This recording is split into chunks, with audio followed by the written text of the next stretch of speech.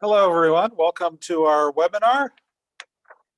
It's just a few moments before the top of the hour, so we'll give it a few minutes and allow everyone to come in.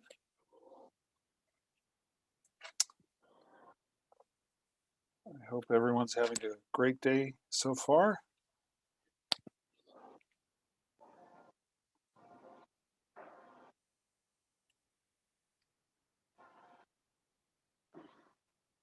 Hello again and welcome. We have a tremendous number of attendees, which we're really excited about. We'll give everyone a minute to make it in from the waiting room before we start.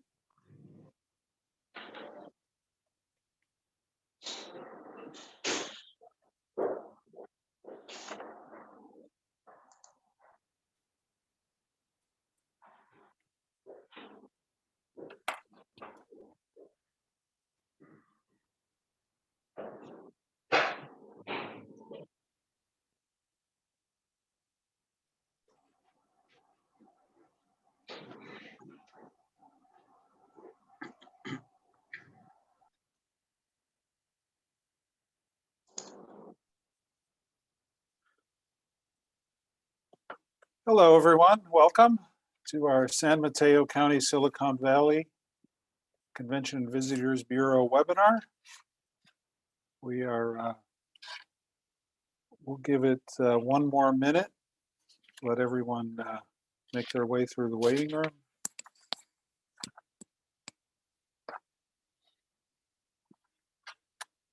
I hope everyone's Monday is going well thus far.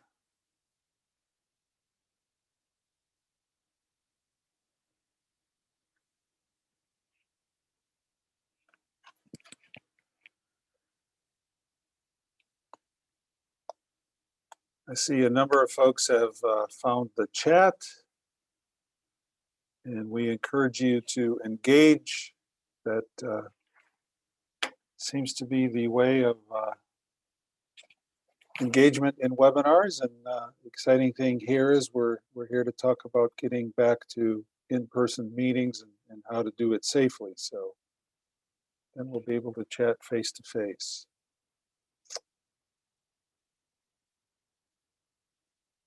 We'll give it another 30 seconds and then we'll launch in. Happy Monday. I hope everyone's having a good day.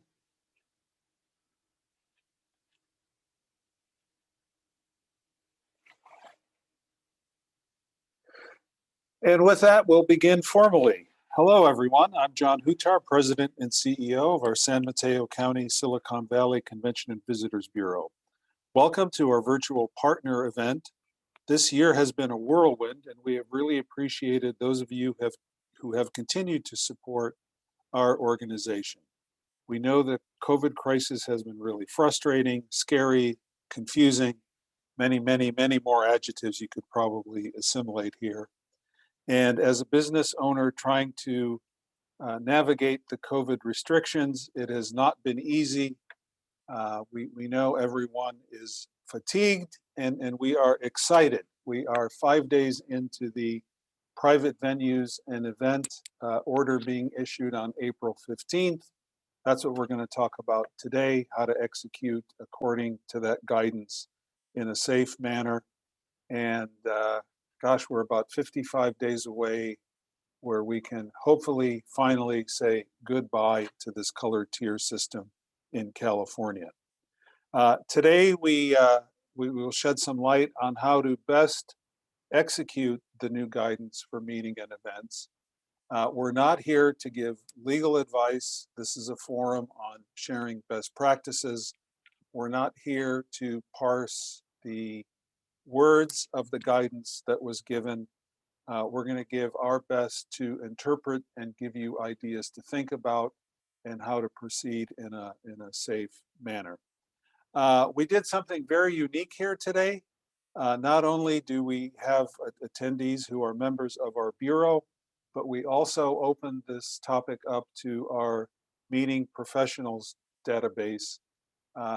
We wanted to get through the material quickly and rather than have two separate webinars which really talk about the same subject, we thought it'd be great to have everyone together.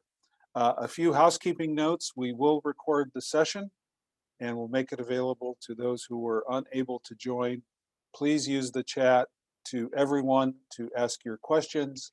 We've already received so many in advance, which we really appreciate, helped us frame the context of the discussion, and we will do our best to get through them all. So with that, we say welcome. We'll advance to the next slide, please. And I would just like to give a shout out to Tepo Brown, our Director of Sales, Carla Nahara, our National Account Executive, and also our Film Commissioner. We would love to work with you to have your meeting in our location. And please, please, please don't hesitate to contact Tepo and Carla directly.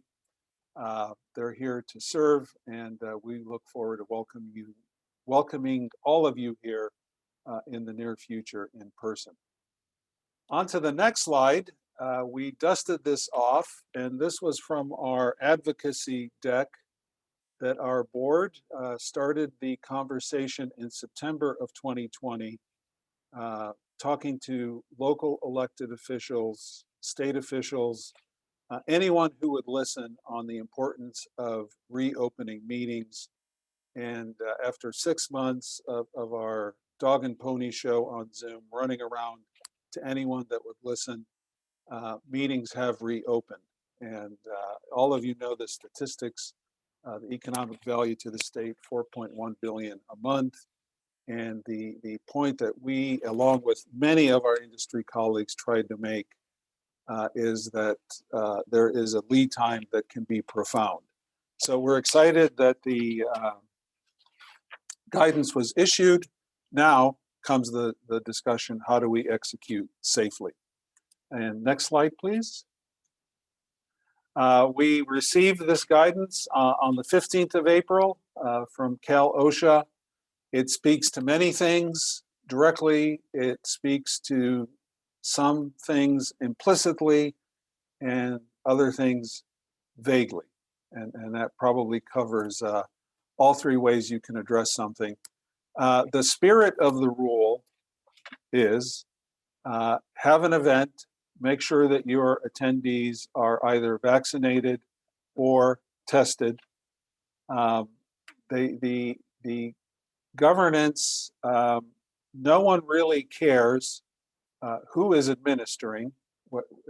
And I say that we've talked to many jurisdictions, and it leans towards the event organizer being responsible. However, there is a unanimous feeling that no jurisdiction wants a problem. So they conspicuously left that out of the formal written guidance. The venue will need an extraordinary amount of direction on who to pair with who in the seating chart. The event organizer has a vested interest that the event go on smoothly. So I'll best answer this, that this is going to be a very strong collaboration. Hopefully there is not a problem. Hopefully there is not a super spreader connected to these events. Thus far there hasn't been, and I don't mean to be to cast a negative pall so early in the discussion, but the implicit ask here is that everyone involved do their part to make the event safe, and that's what we're going to talk about. And with that, I would like to introduce our expert today, Jeff Sternberg, CEO of Discovery Health Services. Jeff has over a decade's experience as an executive in the healthcare services and healthcare technology marketplace. He's the former CEO of Pacifica Health and Medical and has cultivated strong industry connections through his work as a business development consultant and healthcare market analyst, assisting businesses to deploy new healthcare technologies and developing healthcare services that are efficient and provide value. Jeff is a member of the California Immunization Coalition, and for many years was their expert panelist on the topic of mass immunization strategies and vaccine supply. As CEO of Discovery Health Services, Jeff is responsible for developing strategies for growth, implementation of systems, hiring of key personnel, and company culture and client relations. We've gotten to know Jeff over the past few weeks, more intensely the past several days, as we're texting and asking questions, and he's been very gracious with his time, answering questions at odd times of day, and just really been there for us. So Jeff, it's a pleasure to have you with us here today. You're the expert, I'm the talking head, so the floor is yours, and we have so many people interested in what you have to talk about that I'm sure will be invaluable as how we go forward hosting safe events and compliant events. Welcome. Thank you very much for the kind introduction. You're very generous. Well, hello, everybody, and good morning. I know we wanted to have this discussion because really the hinge point here is the new OSHA regulation. With venues now able to host events, you see that there's some parameters there that OSHA's put in place. We expect there might be more local regulation as things go forward. We'll see some variance. I know we had mentioned that in a conversation with your group here earlier. But I really want to stick to what we have for parameters because it's as you can see fairly clear. You know, if you're going to have people out, you're going to have to test, or you're going to have proof of vaccination. So there are two concerns here. One is obviously how do you screen and vet these people, validate, and who's responsible for that? And the other would be how do you run a venue, have the efficiencies that I'm sure you've all developed to make something successful and really keep the focus on your client, who might be a bride and groom, might be a group having a convention or a meeting. You want their experience to be exceptional, but now you have an inefficiency sort of built in that you've got a new gate and new things that need to happen at that gate. I'm not sure how many of you have tested. This will all be rapid antigen testing. I want to make that clear. You wouldn't be able to do a PCR in an event like this. There is something out there called the Lucira that's a rapid molecular. So that's the same as a PCR test. It's literally 100% as accurate. But now you're talking about a very expensive device. They are disposable. They're retailing right now for about $135. So I think we're probably all going to default to the rapid antigen, which has come down steeply in price over the course of the last couple of months. And they're very quick at about 3 minutes total test time to produce a result. The difficulty is really in organizing and then needing healthcare workers. So I'd like to touch on that. I want to put that out there for you to consider as I speak, but it's going to be those two challenges that you need to face. And a blanket statement that, your hosts have heard me say many, many times is really that communication and redundancy in messaging, consistency in messaging makes all the difference when you do an event. We've already done several weddings. We've been doing thousands of tests per day, all of it on site, our company in particular. So we've had a really good long look at what that might entail, whether it's getting people back to a factory floor or maybe a workplace reopening and wanting to get employees feeling comfortable in the workplace for those first weeks, or again, now events. So I'm going to answer some questions. We've got some stock questions here for me to get to. For all of those sectors and any sector, really, it's all about the expectation of the guest, those people that are coming in, understanding where do I go, how's the process work, and then the incumbency on you is going to be on having that testing site set up and really understanding how to conduct people. So it'll get site specific, of course. Everybody's got a different logistic here. Everybody's got a different blueprint. So everybody's going to have a plan tailored to their event and their venue and the demographic. Opening up, if you're looking here at this slide 4, I'm looking at it on my screen. Obviously, if you have a smaller group, that's going to be more efficient. When you get to these larger groups and you're talking about over 100 people, I'll give you an idea of a ratio here. I think that's important to understand. One healthcare worker can run through a maximum of about 30 tests per hour. So if you've got 100 people and you want to have the doors open and everybody entering like we used to, which is almost all at once, we really need to pack in healthcare workers, or your service provider will have to pack in healthcare workers. And that would be, again, based on your ratio of 30 people per healthcare worker per hour. You're also going to be looking at the expense. And I think for all of us, there are probably three components to consider. And one is, cost, demographic, and the efficiency in which you need to get people in the door. So those three are the big three that we look at whenever we talk to a client about wanting to do something on site. Do I have 3 hours to work with? Do I have 30 minutes to work with? And then how many people are we taking on? And then who do I have coming in? If you have a very well organized group, let's say a more mature group, then testing is generally going to be more efficient. If you have a group that's sort of a mix of people, let's say you have families like a wedding, testing does get less efficient. You have guests that are showing up that are excited about being there. The point of the party really is the bride and groom. So we want them to have a good time, but a lot of times they've got a lot going on. Maybe they've traveled, and so when they get to a wedding venue, organizing principles, they need to be all settled and in place. So secondary to the nurse staffing ratio is looking for a venue or looking at a venue, how many people can we get from the venue to help? Or does a company like ours, and I'm sorry, I don't presume to say it's us, but in your venue, whoever's doing the service, do they need to bring in all the team that's going to be doing all the organizing and also the gatekeepers? We know that at concerts and sporting events, we work with elite staffing, for example. So we work with them to provide gatekeeping with the testers. In a small venue like one that we did last week, Fox Haven, I believe, they wanted to have their people really do the organizing and keep that soft touch wedding feel, and then have us just provide the testing. So a couple of options there. And then can I ask, would we like to get on to questions, by the way? I know that the group here is probably muted, but.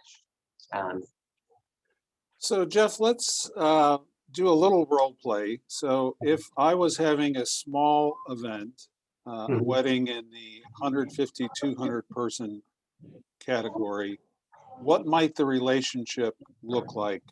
How early would you get involved? What does that process look like, etc.? So weddings, we actually have found that the family wants to be involved in every wedding we've done. And it's interesting, the families have family politics. So really weddings, we want to get as big a lead time as we can. We want a lot of runway, not necessarily for us, but to do a good job for the client, who of course is going to be the bride and groom and their extended family.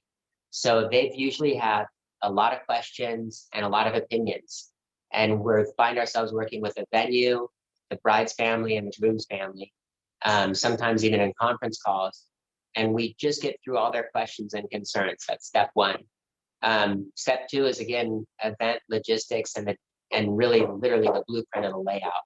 So where do we want to set up, and how is that going to look? Primarily when we do that, we're focusing on guest arrival.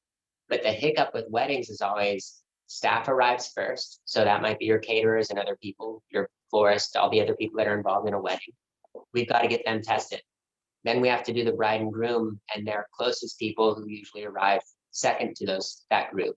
And now the wedding guests. So weddings are probably the biggest challenge in terms of everything that needs to be done and all that we need to know about the wedding specifically. We did a wedding recently, in fact, where they brought people in on buses, and we found that we were much better served by having several pods. So we had a hotel pod where we tested before they got on the bus. And then we had a bride and groom and extended family pod that did testing earlier prior to arriving at the venue. And then we had the at venue testing for those people that weren't going to be coming out on a bus, but arriving independently. And the way the rules are written, there's the check of the vaccine card. So Mr. and Mrs. Smith come up to you, they show their ID card or their immunization card, not ID card, and then they're given a wristband of some sort that That's right. They're good to go. Yeah, thank you. You cued me. I appreciate your help. So yes, we do wristbands at these events. That's the best way to do that. We do have a bride and groom coming up. They wanted to have a custom sticker. So they're going to go out and get us custom stickers that say their name and have a cute little design, and you get a sticker that says you've been cleared. And so you're ready to party, so to speak. But we are gatekeeper generally for checking to see if people are immunized. That makes sense because we're already on site. We know what that looks like. And then the way the rule reads, a PCR test within 72 hours, and if they have proof of that, similar to the vaccine card, you would read that document, and I'm sure have some. You can't authenticate, but if it looks reasonably coherent, you would accept that, and then have the antigen test for anyone who didn't have a vaccine card or a PCR test done in advance. That's Is that right. correct? I can say that that percentage has never gotten above 4% in terms of people arriving with a PCR test within 72 hours because it's expensive. So people feel like, oh, I'll get tested there. It'll take 3 minutes. Your very risk averse people might want to do that because they have more faith in the PCR. So we do accommodate that. And yes, we check and we look at what document they have. And then can you speak, there's a question if the PCR test is more detailed. In layman's terms, I would say yes, but can you speak to the differences? Well, the PCR is really in our use, it's just a couple of percentage points at best more accurate and better at detecting active infection. We use a rapid antigen test that I have such confidence in. It's what I bring to my family when we get together. And we've got people in their 90s. I would say its weakness is really going to be people, a small percentage of people that have a latent immune response. Rapid antigen doesn't do as well with those people, or somebody's taking something like Humira or Remicade, some sort of immunosuppressant. You could be taking that for psoriasis even. The rapid antigen test struggles unless somebody has a good immune response to find that protein that it's looking for. The PCR is kind of considered the granddaddy of them all, but it really is also imperfect. We don't have a perfect test. Generally speaking, that's never happened in medicine yet. Yeah. So in general terms, is it okay to ask these questions ahead of time? Are there any HIPAA violations that you're aware of? It's interesting, HIPAA violations really fall to employers. And so again, I don't want to give legal advice here, but venues don't seem to have the same onus with HIPAA that the employer does. And also a lot boils down to consent forms. So with every venue, we really build a consent form specific to the venue and their legal counsel's concerns.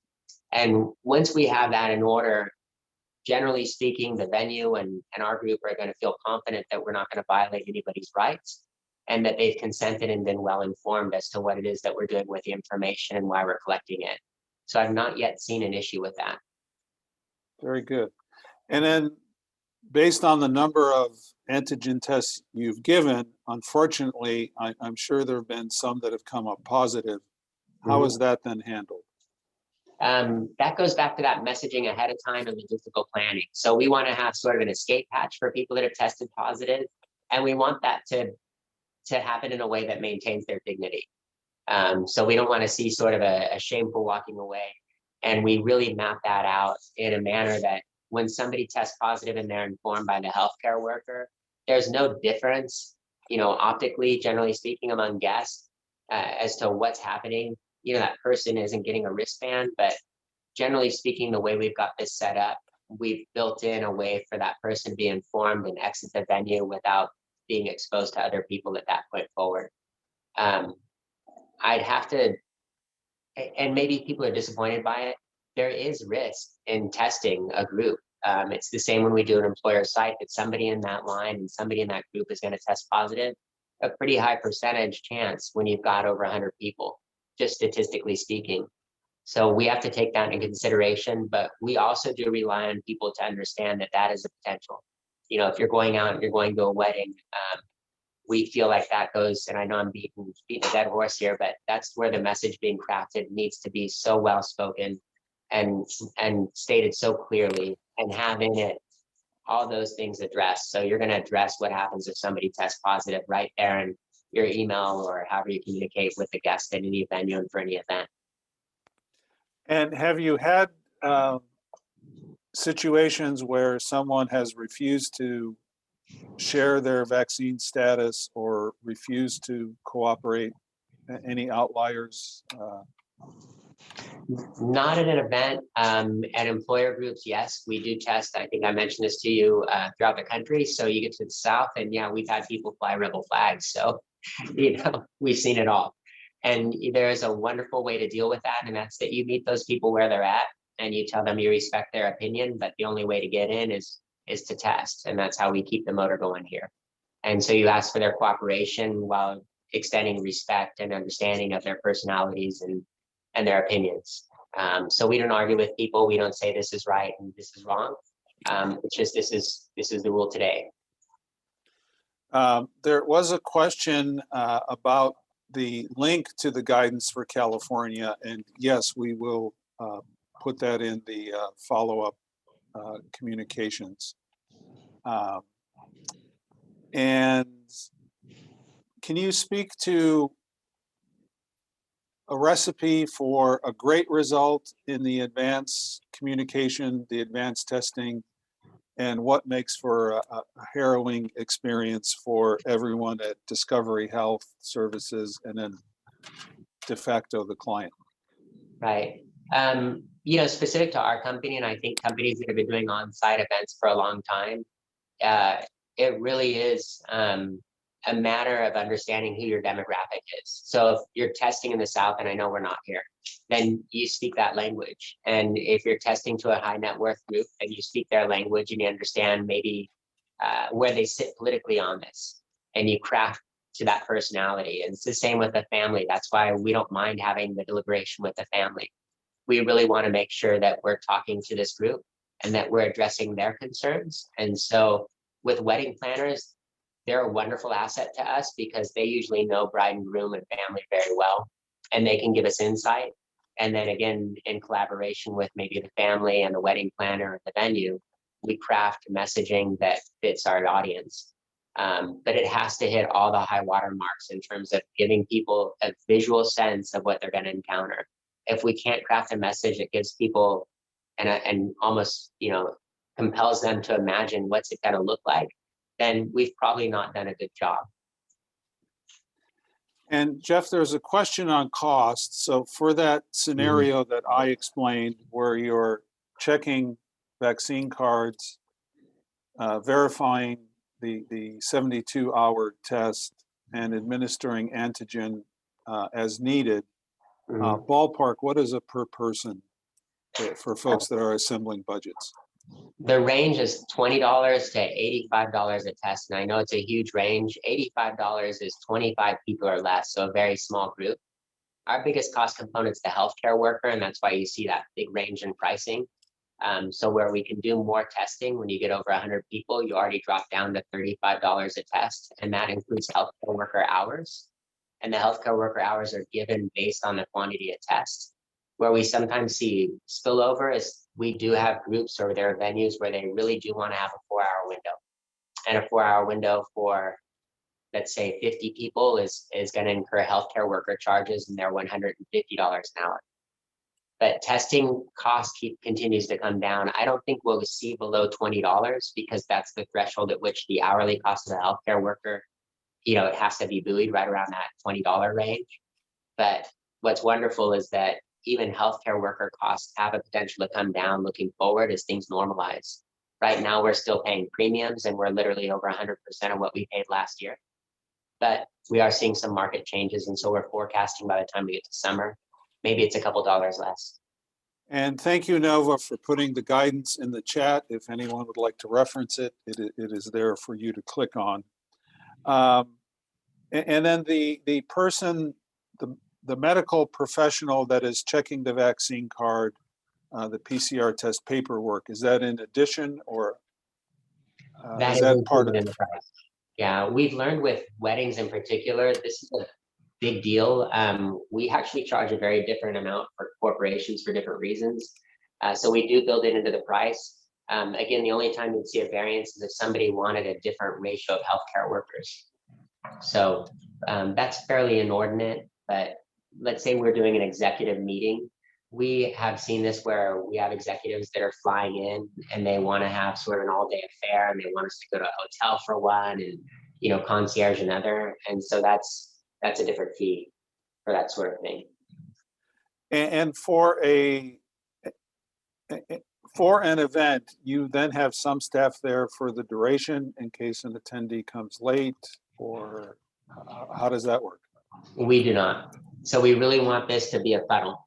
Let's get everybody in by X hour. Otherwise, if somebody wanted to have us there for the duration, but that's where you run into the $150 an hour for that additional healthcare worker time. And as far as your record keeping, has that ever come into question? Have you ever then, what happens to that information? Well, we use a system where the people are geo-tracked and timestamped, so you know if the healthcare worker's on site, or we know the healthcare worker's on site. Where we can't do that, let's say it's an outlying area, then we're hoping there's somebody at the venue that we can check in on, and they'll actually sign off on the healthcare worker.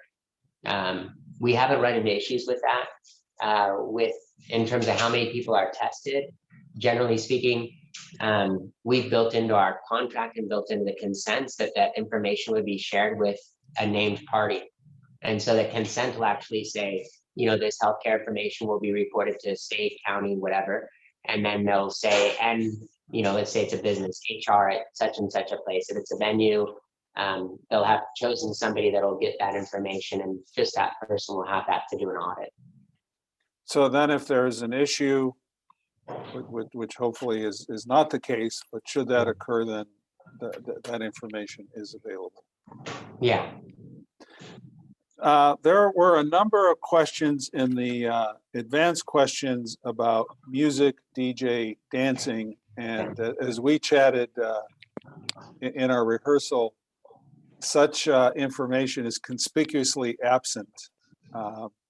And maybe you can speak to what you're seeing, not to give a general opinion. Okay, and I'm sorry, I'm just taking some notes on questions I'm seeing come in, so I don't want to leave these people without an answer. There's no rule about dancing and contact inside the venue other than the eating part of it, which is fascinating. And that's all I'll say about that. But we know that, we've been at places where people are dancing, where they're just, this is a party, everybody feels safe, and, we're going to go ahead and do that. I know, John, you and I talked about people that are very risk averse. Generally speaking, we're not seeing people have a problem during events with what's going on because they've been told in advance. We're having a wedding, there will be dancing.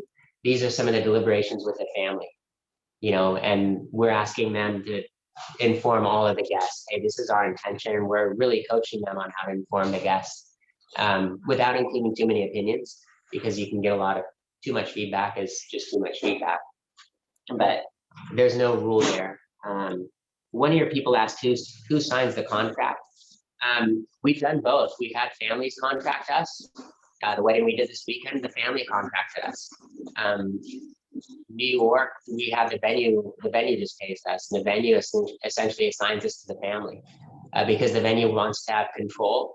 We prefer that, quite frankly, because we feel like the venue being in a position of control can help the family get peace of mind. When we're the family's point, like I keep saying, there's so many opinions and so many questions, and it's one more worry for the family. And that's not healthy for a family that really wants to get down to having a wedding and a memorable event about the bride and groom. So we really look at how do we mitigate stress? How do we give people peace of mind?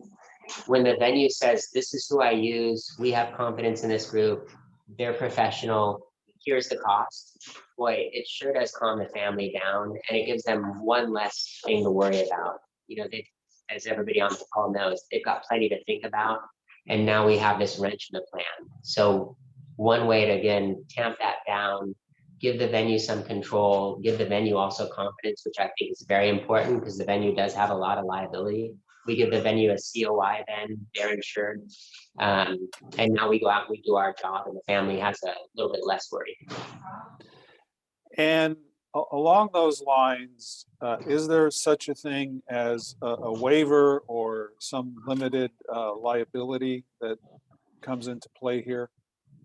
It's interesting, there's very little to no liability in it. Really the concern is always because whenever a venue has a service, they want to have a liability waiver, a COI. I can't produce a COI with the venue named unless the venue is in the contract.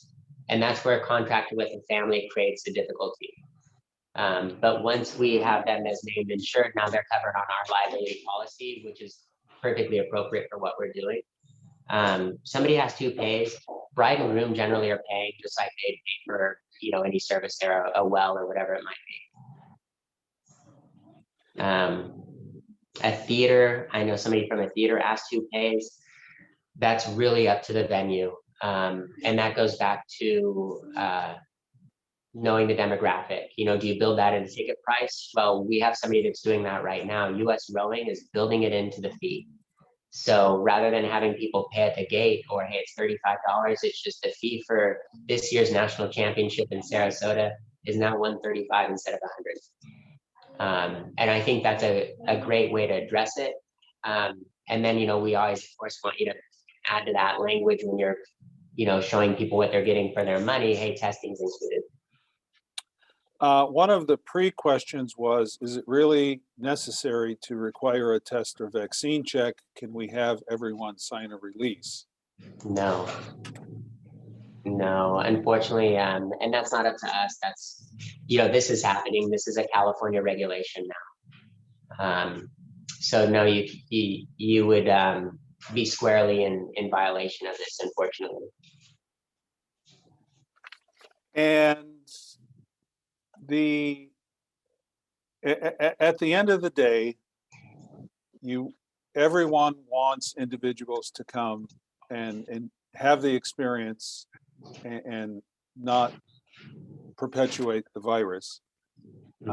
So our conversations from our bureau, we spoke to a tech company who was looking at a large program, and in that context, they want it to be safe. They want to be in control, and they were very adamant that if this wasn't a rule, we would still go down the path of checking and or testing, and that's the spirit of the guidance, to do the checking, testing, so that an event goes off flawlessly. It's really difficult, I believe, I'm going to go back to the dancing for a minute, to tell a father and daughter you can't dance, or the spouse is having their first dances together, etc. And I had a career in gaming, so I'm not disparaging. Now is probably not the time for a mega pool party, but in the context of a safe event, that probably can be done safely and executed along the guidelines of the spirit of the guidance. Would that be fair? It is, and I have to say, you know, and we've been warming up to this for a long time, and especially with the restart testing. The problem with, you know, that it's a regulation, I see both sides. You know, we're under a regulation right now that if we have 3 or more positives in a week, we have to test the whole company. That'd be 400 people. We've been there, and you have to test until you have 0, which is crazy, because if I own a pizza place and I've got 4 employees, I'm under the same banner. So I see where it's open for criticism. What I could tell you practically is, if you, as an event, and I don't want to say this unequivocally, but my opinion is that if you started having events, you know, it is sort of a cancel culture situation, unfortunately, for venues too. If you're not creating a safe environment, those restaurants that are saying, come in here and no mask, you know, you're really putting yourself out there to get attention you may not want. So I understand the regulation is, you know, very onerous. At the same time, I think it'd be very impractical to have weddings and events and expect that all guests are going to be satisfied. So erring on the side of caution is probably a little bit better. And I'm looking, I just missed that question that came up. I'm sorry. And I know there are a couple of people that had it. So multi-day events, by the way, yeah, that's a tough one. We're actually waiting for a legal opinion on that. You know, we just are now sorting through this because there's been this regulation, but now there's some talk about maybe counties and local authorities getting more latitude to tweak this, not necessarily this, but add to it. So we're actually waiting on our council to give us a discussion. And more about professional events, conferences. Okay. So I can't answer the question about multi-day events, quite frankly. I think that's going to be a great question for all of our legal counsel to ping pong. And what I can do is I will promise this whole group, when we get a decision from our legal counsel or our experts in this field, we'll share that with you. I probably have to say it's not legal advice, but we'll give you some direction on that, or at least the opinion that we have. Conferences as opposed to private events. This falls under the same purview as the OSHA, and testing is very, very similar. Same with simultaneous events. I saw that come up in the same venue. It's looked at as, hey, it's a venue, whether or not it's one event or 10, you're going to have to do the same thing. It's really about the venue gate and not what's going on in the venue. Is there a limit on that? So proof of negative test for PCR, there's no limit on that. You couldn't show up with a negative test with a rapid antigen. And what else did I see there? John, did you see? There was a question about children. Oh, yes. So it's interesting because going back to this OSHA slide, it really doesn't call out children. And that's tough. That's another one I know that you and I, John, bandied about earlier. I personally feel like there should be a cutoff for kids under 9. I mean, just statistically, that's what makes sense to me, but I'm not writing the regulation. What's happening with OSHA, by the way, and it's the same with when we saw the OSHA reg on 3 or more for any company testing, is OSHA will now start to respond to a collection of questions that really are those that bubble to the surface, and the children one will bubble to the surface. So we'll get guidance on that. We'll get guidance on multi-day, and we'll get guidance on a couple of other things that are percolating out there and that people are really calling out. And again, I can't answer a question right now with sort of this draft OSHA. It's not even draft OSHA, I guess it's already policy, but I don't want to answer a question for the group and have you start to write policy or start making decisions on it. So I apologize for not being able to answer that, but I'm going to err on the side of caution. Children right now are certainly included in testing, and it doesn't look like there's an age threshold. That's it. So it is what it is right now. We will look for some more guidance on that and circle back with you. And let's go back to large events, conferences. What is your glimmer of what things are going to look like June 16th when the tier system goes away? I've seen that flash. That's great. Thank you. This stays in place. So lifting of the tier, if you look at the deliberation, what's really neat about, let me rein that in. What's better about OSHA than just launching this is that there is a pre-regulation regulation. So, when this other regulation came out in December, there was actually a November 19th deliberation that showed you what their thinking was. If you look at what this was born of, what OSHA looked at, what the state looked at is, okay, we want to remove the tiers. We want people to get back. We want to let the economy maybe open up and people start to live a little bit more normalized lives. That's the intention. They felt, though, that they needed a handbrake. This is the handbrake. And so, no, this is actually with the tiers and post the tiers. That's when this law makes more sense to OSHA. So post the tiers when they feel like we've got to have something because we don't want to cause a bloom. And that's why I can tell you unequivocally, this is not going to go anywhere after June 16. This is going to be what OSHA's and the state is depending on to keep us from getting back into a tiered system. That's the intention here. And let's talk the funnel again. And I believe this is applicable whether it's a small or small event, large conference. You would scale your staff accordingly more Right. staff for a 2,000 person conference than a 200 person private event. That's right. For time budgeting purposes, then how long does it take them to get through the funnel ballpark? Do you start 30 minutes out or 45? You need an extra hour? How does that work? So John, that's a tough question to ask because it's always tailored to the event. And I mean in every way, and I know that I kind of beat this up a little bit earlier, but we really want to know who's attending, what the blueprint looks like, and the duration over which they attend, and then we staff accordingly.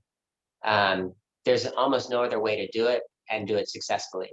So we have to know those data points and a couple of others, and then things will come out even in deliberation with whoever's appointed to be our person on the ground there. But we can definitely get it. What I can tell you is at the end of the day, it starts to get very neat and tidy in terms of how the testing runs. And so it's, I'll go back to kind of that factory example. You know, we have companies that say, I want everyone tested before they get on the line, and they have to be on the line for shift 6 a.m. And I can't ask my employees to get here at 2 and give you a 4-hour window, and I've got 400 people. So we need to solve for that. And the way that you solve for that is you pack in the healthcare workers and you just do amazing things with giving people a message of what's going to be expected of them, how they arrive and where they go, and what happens after they test. And we literally have done it where we draw out for them. You stand here almost like actors. Here's your X on the floor, and then you're going to proceed to this table, and you sit in this chair, and you go back to this table and get your result. If you're negative, you're going through this door. If you're positive, we have an exit stage left for you. And we do the same thing at venues. We really hone it to what's needed. So there is a responsibility to not mix populations of concurrent events. So yeah, and I'm sorry. Then there was a question in the chat about restrooms, and to the extent that they can be separated, I think the appropriate answer is, how about, the question was mixing in the restroom areas. To the extent that you can be separated or channeled to different areas, that would be encouraged. I don't think it's possible to make them unique. No. And in those common areas, then masking comes back, the 6-foot distancing, That's right. et cetera. So I don't know if there's anything else you want to add to that. No, you hit the nail on the head. It's default now. So in venue, our reading of this, and again, please don't take this as legal advice, is in venue means if you've got 7 rooms and you've got, A through whatever. So somebody comes out of room A and somebody else is down the hall in C, and they are going to use the same restroom. You can't mitigate that other than, hey, go back to wearing a mask and please maintain some social distancing and keep these best practices up. But the venue is not responsible for extending outside of what's considered their venue room, is our interpretation of that. And it looks like what's not in OSHA's missive is what's important too for all venues. And I'd say, this is a great time. If somebody's got a retainer out there, this is a great time to use it for that legal counsel, or, find an expert in kind of deciphering this sort of thing and get comfortable with it. Because even within our world, we send out what we know to be, this is the right consent form, this is the right contract. And, we still get legal counsel every week that'll beat it up and say, no, we want to add this indemnification, or we see it this way. What we're finding is that OSHA's enforcement is really against people that they feel are bad actors, in the sense that their effort is weak. What they're not doing is really getting after people that have made a great effort to interpret and understand the laws, and can exhibit to OSHA that they did put practices in place based on their best efforts. There's a question about mixing the vaccinated population with the tested who've gained entrance. Can you speak to that? The guidance does speak to box seating, and it's at best unclear, and I'm not going to address it properly, but perhaps you could speak to it. That's one of the more difficult laws for us to understand, because, if you don't have box seating, what do? If you're talking about being at a conference hall, you're not boxing people. I understand if there's a meal, maybe there's more opportunity to create some sort of delineation, but there doesn't appear to be, in terms of the common floor, any need to keep one away, one separate from the other, or give one preferential treatment. I can tell you that some of our staff went to a baseball game here recently, and there was separate seating for the vaccinated, interestingly. Now, when that starts to dovetail with the OSHA regulation and you see them having people tested prior to entry, maybe we see that come down. But right now we are seeing delineation at a professional event. And have you seen that then at a private event or at a conference? I'm not. And I think you hit the nail on the head that there will be more to come on this. And probably about the time it gets to be a telephone book, we'll understand it. No, I'm kidding. I'm kidding. Oh, buffet style. I want to address that because I have this. Yeah. Oh, it will be a telephone book. This is already a telephone book, by the way. I think it's 39 pages. So no, I'm sorry, 139 pages. So it's intense, the deliberation. But we just had that question pop up on the screen, and we were asked that a couple of weeks ago. We don't have guidance on buffet style. What we know is seating seems to be what this is chasing, more than getting in line and getting food. It's just an opinion. I think visually a buffet might make some people uncomfortable. So that's going to boil down to, who do you have at your event? Is this group close knit? I can't imagine doing a convention, for example, and having a buffet because you have all stripes and colors there. But, if you've got a family and, they're all from Paducah, Kentucky, and they see everything the same way and they want a buffet, it looks like the regulation's really calling out how they sit. Yeah, and our read on it is that it would continue to be in this modified format where there is plexiglass. Yes. All the plating is done by the vetted staff behind the plexiglass, and then given to the end guest user at the conclusion, with most, from what I'm seeing, a high concentration of plates just coming out from the kitchen, Okay. which may not work in a conference setting, but as folks are getting onto this, right? Like at the baseball game you attended, there was no walk-up concessions, correct? It was all iPad service. There were, yes. There were, really? Okay. But there was no relish for your hot dogs, so and they're just packets. So there's some differences there. So there's no communal, let's get our stuff all decked out here. You're not gonna have nacho cheese available to you anymore. So that's and was that Southern California or out of state? Well, the group here went to a Padres game, and then my family went to a Dodgers game. So I apologize to some of those that are other fans, but there we are. And I know we had a question about large events, but I think it's a great comprehensive question. Everything that we've been doing when you have a large event and it's just a communal floor, for example, let's say you've got an auto show. This just comes into play in terms of the gate, in terms of testing. So before you get in test or show vaccination, once you're in, it's back to what you're talking about with a buffet line. All the things that we've been doing with social distancing and these other things, generally speaking, remain in place. And to answer that question on the 4 to 6 feet apart, I have not seen an exception for events less than 6 feet. The only guidance I've seen were boxed ticketed events. So if someone has seen something different, please let us know. We'll keep our eye on it. But that's what I've seen. And I guess we're coming up to the soon to the top of the hour. Are there subjects that we didn't touch on? Are there questions you felt we should have asked? Just to start putting closure. I guess the only thing we didn't talk about is philosophy. For us, what we've seen is it's really, there needs to be a purpose to testing. If you're forced to do something, like we've been forced to test our employees, and our business partners have to test theirs, about needing vaccine versus test. Yeah, you can either have a vaccination or a test. I'll just answer that real quick, one or the other. But you can't have neither. We always look for the lighthouse here. What can we do now that we know we have to test? And I'd say the lighthouse for these events and venues is you want to have a good year. You want to be successful. So know your clientele and build a testing policy that gives you some ROI and making people feel that you've done all you can to work for them and gives them peace of mind at the venue and the event.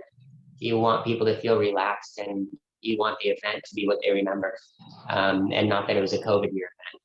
And you can do that with good policy.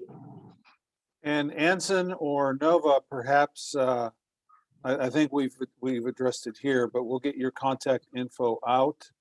Okay. Is there a professional peer network of organizations like yours that if folks wanted to research more than one company?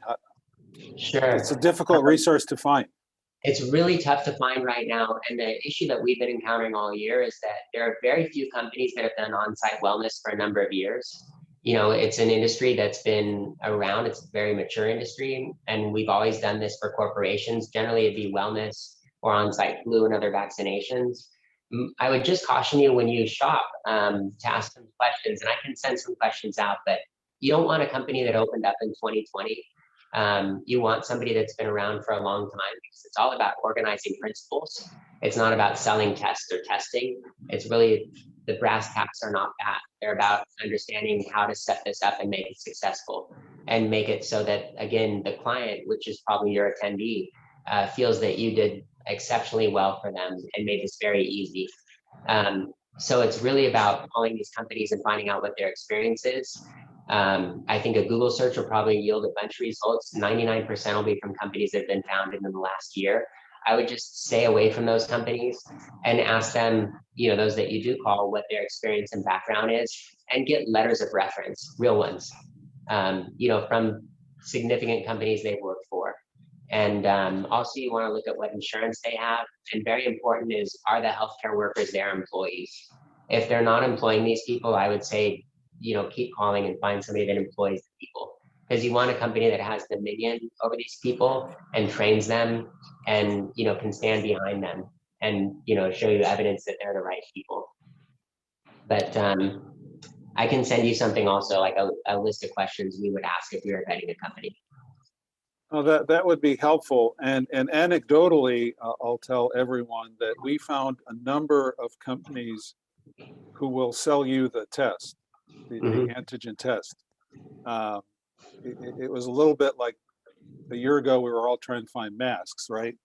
Right. You can find a test provider, the skill, the expertise, the medical professional behind it to make this work. It's definitely the secret sauce that your company, and there might be a couple more out there like yours, provide. And I think that's what everyone needs to be successful in this, fulfilling this new guidance. Oh, for sure. And I'll just sign off with this. The light at the end of the tunnel is these tests will be available over the counter. And we sell the test in mass to people, but you need to use them with a healthcare worker. That's the law. It literally says it on the box. Eventually, we'll be able to break them out and sell them to venues for consumers. And then we'll be looking at appifying this, or other companies will have an app. And the expense will come down. It'll be probably about half of where it's at right now. But those companies have not gotten approved by the FDA yet. Yeah. So. Well, we appreciate you sharing your expertise, Jeff, and to everyone in your organization who helped us get to today's event. We very much appreciate it. For everyone on the call, I would encourage you to exhale, take a deep breath. We did our best today we probably just scratched the surface, but to give you a general framework on how to proceed. And the guiding light I would recommend for everyone, whether it's a small event or a large conference or a supersize event later on this year, we welcome all of that. the spirit of the guidance is to conduct it in a manner that is safe. There has been debate, well, should you check someone who's vaccinated with a test? And we're not here to debate that today. It is just simply to follow the guidance, follow the spirit, be reasonable, and together we'll get through it. And, I heard something interesting in the news today. The California positivity rate is at the lowest it has been to the point of where the pandemic was just being identified and started. So we've really come down in an extraordinary fashion, and it's been difficult, it's been tough, but there is light at the end of that tunnel. We wish all of you well. I hope all of us here, book lots of events. They're all successful. Let's have at it. Meetings are reopened, and we'll do it safely, and wish you lots of health and happiness. Have a great day, everyone. Thank you, John.